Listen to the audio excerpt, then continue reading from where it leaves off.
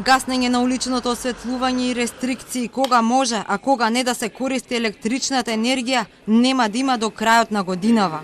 Нема услови за прогласување на кризна енергетска состојба, уверува министерот за економија Крешник Бектеши по состанокот со представниците на енергетските компании. По алармите од експертите и смирувачките тонови од владата дека состојбата е под контрола, сепак Бектеши за прв пат се послужи со уредбата кога се прогласува кризна состојба. Министерот уверува дека струја ќе има до нова година и дека до тогаш нема да се покачи ниту цената за граѓаните, но не гарантира за од 1 јануари. Вели тоа никој не знае. Само се надева дека нема да има вонредно покачување на цената на струјата за домакинствата. Зборуваме за светска криза и нашиот енергетски сектор и мрежата наша енергетска секако дека е поврзана со европската и никој не може да гарантира од денеска за тоа што би се случило од 1 јануари па натаму. Ја можам да гарантирам дека ние во дневна база ќе ги разгледаме сите можности се со цел да им излеземе во пресрет и да немаме таква криза.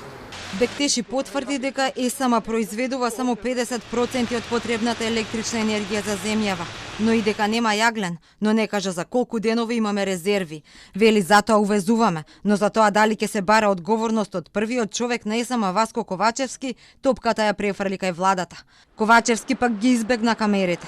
По прозивките од директорот на МЕПСО Рамадани дека ЕСАМА не произведува ниту половина од потребната струја, зашто без најава влечеме од европската енергетска мрежа, зашто само месецов треба да се платат над 15 милиони евра и дека е можно да се соочиме со рестрикции на струја, Ковачевски вчера смируваше дека струја има и цената нема да се покачи до нова година.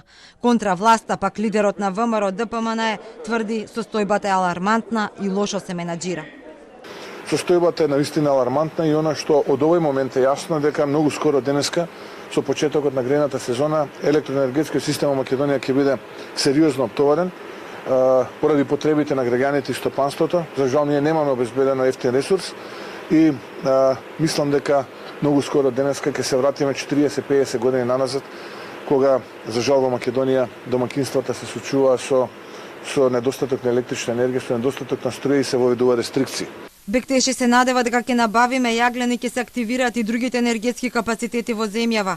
Доколку пак не успее и овој тендер и состојбата се влоши, не ја исклучува можноста комисијата пак да се состане и да побара од владата воведување на кризна состојба.